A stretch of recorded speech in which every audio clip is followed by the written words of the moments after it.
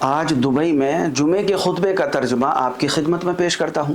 الحمدللہ والصلاۃ علی رسول اللہ۔ لوگوں، کیا آپ جانتے ہیں کہ کائنات کے سب سے بڑے استاذ اللہ کے رسول صلی اللہ علیہ وسلم نے ایک چھوٹے سے بچے کو زندگی کا کتنا بڑا فلسفہ سکھایا تھا؟ وہ بچے تھے ابن عباس رضی اللہ عنہما۔ ایک دن ابن عباس آپ صلی اللہ علیہ وسلم کے پیچھے سوار تھے۔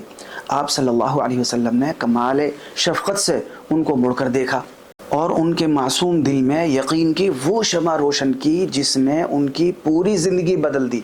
آپ نے فرمایا، اے لڑکے، میں تمہیں چند ایسی باتیں سکھاتا ہوں جو تمہارے لیے بیش قیمت خزانہ ہیں۔ وہ قیمتی خزانہ کیا ہیں؟ وہ یہ ہیں، احفظ اللہ یحفظک، احفظ اللہ تجدہ تجاہک۔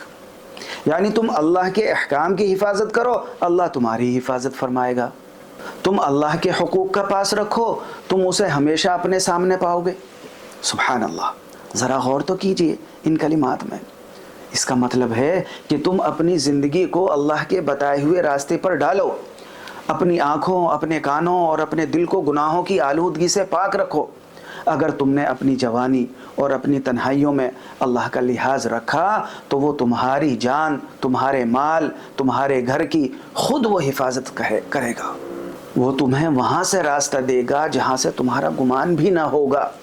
یاد رکھو، جو اللہ کا ہو جاتا ہے اللہ اس کا ہو جاتا ہے۔ میرے بھائیوں، اللہ کے رسول صلی اللہ علیہ وسلم نے اس سبق کے ساتھ ساتھ ایک اور عظیم سبق دیا۔ وہ کیا تھا؟ وہ یہ تھا، اذا سألت فاسأل اللہ، کہ جب بھی مانگو صرف اللہ سے مانگو، جب بھی مدد چاہو صرف اللہ سے مدد چاہو۔ کسی انسان کے آگے ہاتھ پھیلانے سے پہلے اس رب کے حضور سر جھکاؤ جس کے قبضے میں کائنات کے تمام خزانے ہیں۔ اور دعا مانگنا تو خود ایک عبادت ہے۔ اور کتنا بڑا ظلم کیا اس انسان نے اپنے اوپر جو خالق کو چھوڑ کر مخلوق کے سامنے دامن پھیلاتا ہے، جبکہ بندوں کے پاس تو اپنے لیے بھی کچھ نہیں ہے۔ ایک اللہ والے نے کیا خوب ایک شعر کہا ہے، یا رب عجبت لمن یعرفک کیف یرجو غیرک وعجبت لمن یعرفک کیف یستعین بغیرک، کہ اے رب مجھے اس شخص پر بڑی حیرت ہوتی ہے جو تجھے پہچانتا ہے پھر بھی کسی اور سے امید وابستہ کرتا ہے۔ اس لیے بس اس کے در پر جاؤ، اس کے در پر حاضر ہو جاؤ، عاجزی سے مانگو اور مایوس نہ ہو، کیونکہ وہ کبھی تو وہ جلدی سن لیتا ہے اور کبھی تمہارے حق میں بہتر وقت کا انتظار کرتا ہے۔ اور اس حدیث کا سب سے طاقتور پہلو وہ ہے جو انسان کو ہر خوف سے آزاد کر دیتا ہے۔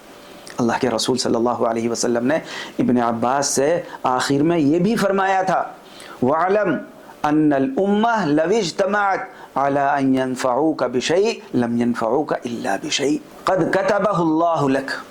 اے ابن عباس، یہ بات پلے باندھ لو کہ اگر پوری دنیا کی طاقت مل کر بھی تمہیں کوئی فائدہ پہنچانا چاہیں تو وہ تمہیں ایک ذرہ کا فائدہ نہیں پہنچا سکتی جب تک اللہ نہ چاہے۔ اگر پوری کائنات مل کر تمہیں کوئی نقصان پہنچانا چاہے تو وہ تمہارا بال بھی بیکا نہیں کر سکتی جب تک اللہ کا حکم نہ ہو۔ قلم اٹھا لیے گئے اور فیصلے لکھے جا چکے ہیں۔ جس انسان کے دل میں یہ یقین بیٹھ جائے کہ نفع اور نقصان کا مالک صرف اللہ ہے، اس کے لیے دنیا کے سارے ڈر ختم ہو جاتے ہیں، اس کا سینہ پرسکون اور دل مطمئن ہو جاتا ہے۔ پھر نہ اسے دشمنوں کا خوف رہتا ہے، نہ حالات کی تنگی اسے پریشان کرتی ہے۔ وہ جانتا ہے کہ میرا رب میرے لیے کافی ہے۔ اے اللہ، ہمیں بھی ایسا ہی کامل یقین عطا فرما۔